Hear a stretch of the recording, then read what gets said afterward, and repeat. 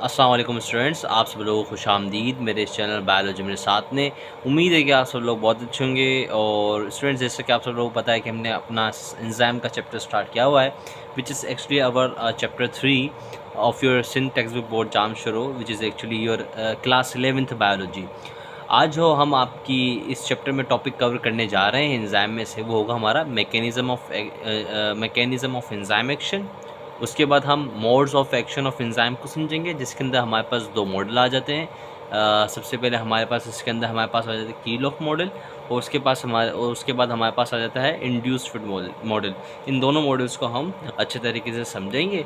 और सबसे पहले मैं आपको इसमें समझाऊंगा कि what is mechanism of enzyme action, कि और वो होता कैसे है।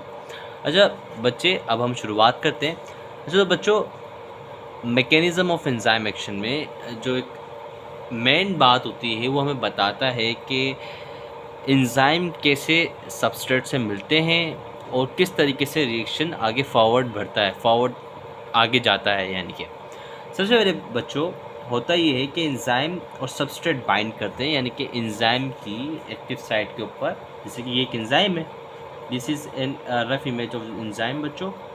This is enzyme and this is the active site.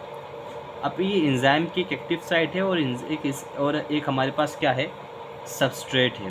Like that this is a substrate, this is a substrate बच्चों। अब होता क्या है कि जब ये आगे जाएगा तो एंजाइम और सबस्ट्रेट क्या हो जाएंगे, बाइंड कर जाएंगे।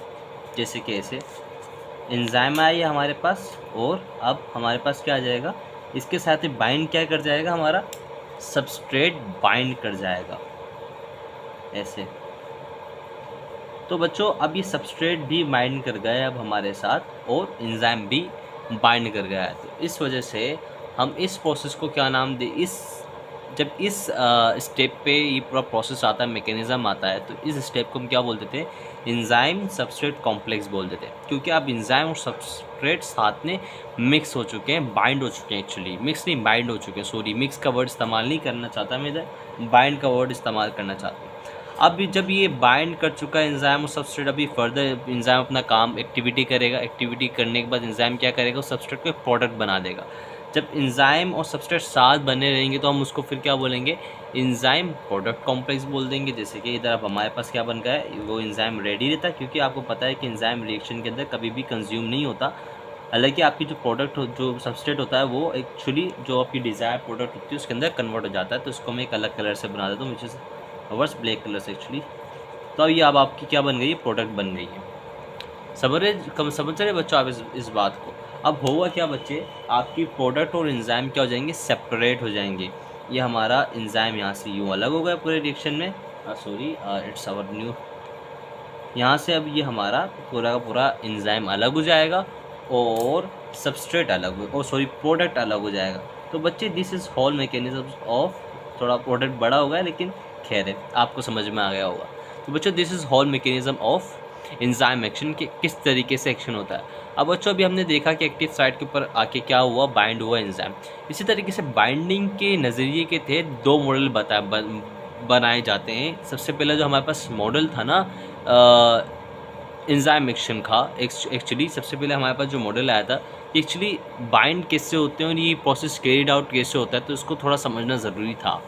तो बच्चे, हमारे पास जो सबसे पहले प्रोसेस आया ना, वो कौन सा आया मॉडल ऑफ एंजाइम एक्शन के अंदर, वो आया कीलॉफ मॉडल आया। क्या आया बच्चों, कीलॉफ मॉडल आया।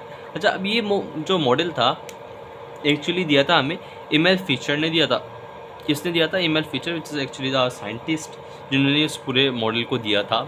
उनके हिसाब से वो ये कहते हैं कि अकॉर्डिंग टू हिज मॉडल, उनके हिसाब से कि enzyme acts as lock and can be unlocked.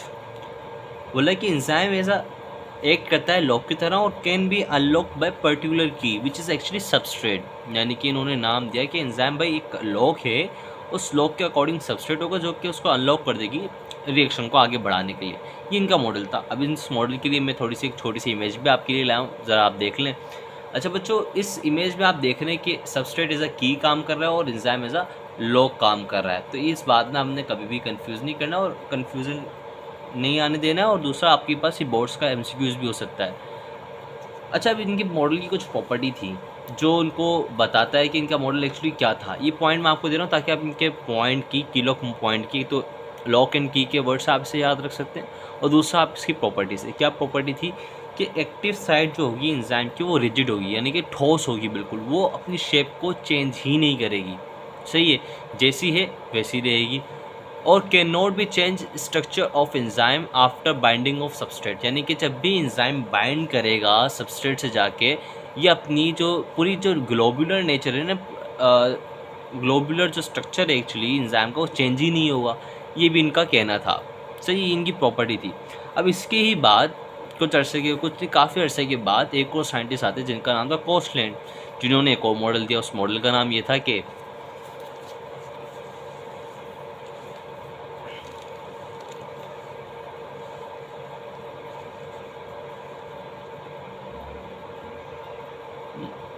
उस मॉडल का नाम था induced feed model.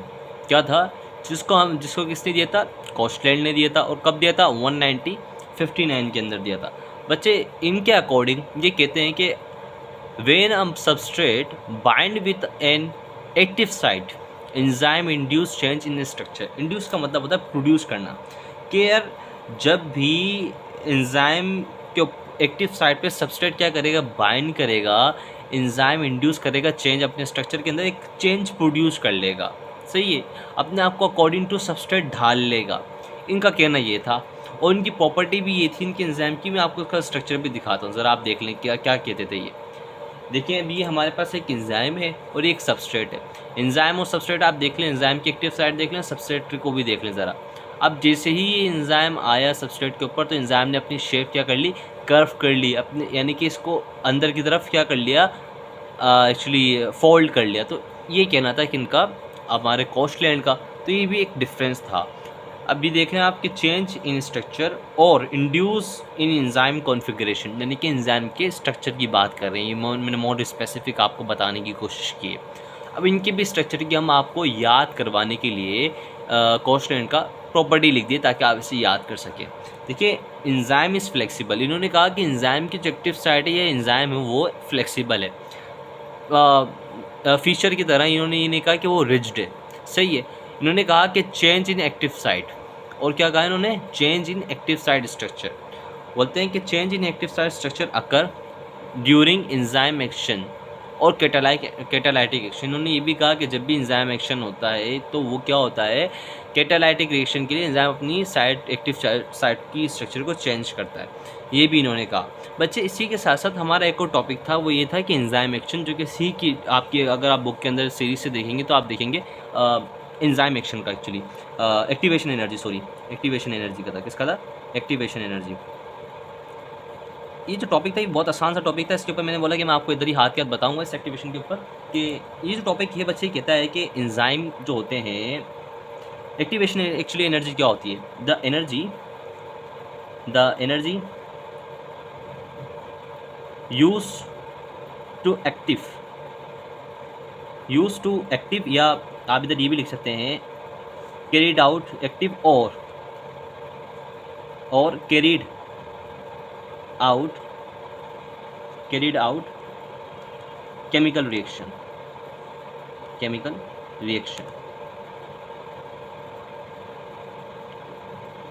Is called activation energy. ये मैंने आपको थोड़ा डिफाइन करने की कोशिश की कि एक ऐसी एनर्जी जो इस्तेमाल की जाए किसी भी रिएक्शन को करवाने में, एक्टिव करने में। अच्छा बच्चों, अगर हम इसको और भी अच्छे तरीके से समझते हैं कि इधर मैं आपको एक्टिवेशन एनर्जी के हवाले से कुछ चीज़ समझाना चाहता हूँ कि एक्टिवेशन एनर्जी, एंजाइम क्या करते हैं बच्चे, ये जो हमारे पास जो एक्टिवेशन एनर्जी किसी भी रिएक्शन को कैरिड आउट करवाने के लिए एंजाइम क्या कर देते हैं, एनर्जी को रिड्यूस कर देते हैं। क्या कर देते हैं, रिड्यूस कर देते हैं। अब अगर हम बात करते हैं कि ये एनर्जी क्या है, किस फॉर्म में है ह्यूमंस के अंदर, अगर हम हमारी ह्यूमन बॉडी की बात करें तो वो जो एनर्जी होती है ना बच्चे, वो होती है हीट। क्या होती है, वो हीट एनर्जी होती है। अब आपको पता है कि ज़्यादा हीट हमारी बॉडी के लिए अच्छी नहीं होती। अब किसी भी रिएक्शन को करवाने के लिए अब हीट चाहिए, एनर्जी चाहिए। मिसाल के तौर पे कि अब अगर हम एक रिएक्शन करवा रहे हैं हमारी बॉडी में, वो हो रहा है मिसाल के तौर पे 100 किलो कैलोरीज रिक्वायर कर रहा है। क्या 100 किलो कैलोरीज रिक्वायर कर रहा है। लेकिन अगर अब इसी रिएक्शन को करवाने के लिए जो 100 किलो कैलोरीज रिक्वायर कर रहा है, हम क्या करते हैं, एंजाइम को लेकर आते हैं। किसको लेकर आते हैं? एंजाइम को लेकर आते हैं। एंजाइम आता है, एंजाइम क्या करता है बच्चे, सिंपल सा काम करता है, इस एक्टिवेशन एनर्जी को क्या कर देता है, मैं शॉर्ट में लिख रहा हूँ, एक्टिवेशन एनर्जी को क्या कर देता है बच्चों, रिड्यूस कर देता है। क्या कर देता है? रिड्यूस कर देता है बच्चों। इस वजह से हमारी बॉडी के लिए एंजाइम ज़रूरी है। क्यों? क्योंकि हमारी बॉडी एक्सट्रीम ज़्यादा एनर्जी खर्च नहीं कर सकती। इस वजह से हम क्यों बोलते हैं कि एनर्जी क्यों चाहिए भाई हमें, एंजाइम की जो एक्टिवेशन एनर्जी होती है, एंजाइम एक्चुअली क्या करता है, रिड्यूस करता है एक्टिवेशन एनर्जी को। अगर आपसे कुछ सवाल कर लिया जाए कि why enzyme is required in body, because we want to lower the activation energy and we want to reduce the cost of the chemical reaction in our body. इस लाइन को आप लिख भी सकते हैं, मैंने बोल दिया आपके लिए, तो ये आपको ईजी करने के लिए। तो इधर मुझे उम्मीद है कि आपका एक्टिवेशन से रिलेटेड भी आपकी जो बात होगी वो भी क्लियर हो गई होगी, और मैंने आपको डिफ़ाइन भी करके दी एक्चुअली एक्टिवेशन एनर्जी होती क्या है। अच्छा, हर एक केमिकल रिएक्शन की बॉडी के अंदर जो भी एक्टिवेशन एनर्जी होती है वो अलग होती है, और हर एक बॉडी का जो केमिकल रिएक्शन होता है उसके अकॉर्डिंग एंजाइम होता है। तो ये बात आपको हमेशा याद रखनी है, हर एक एंजाइम की जो एक्टिवेशन एनर्जी होती है केमिकल को कैरी आउट करने की वो अलग अलग होती है। इस बात को भी आपने याद रखना है। So student, this is our students lecture. अगर आपको पसंद आया हो, नोट्स पसंद आया हो, तो आपको नोट्स की तारीफ़ कर सकते हैं, और ये नोट्स मैं आपको इंशाल्लाह इस चैप्टर के अपलोड होने के बाद इन द सेपरेट वीडियो में आपको प्रोवाइड कर दूँगा। उसका लिंक भी मैं आपको प्रोवाइड कर दूँगा PDF के अंदर। तब तक आप पढ़ते रहिए, मोटिवेट रहिए। अल्लाह हाफिज़। हम मिलते हैं हमारे आपसे अगले लेक्चर में।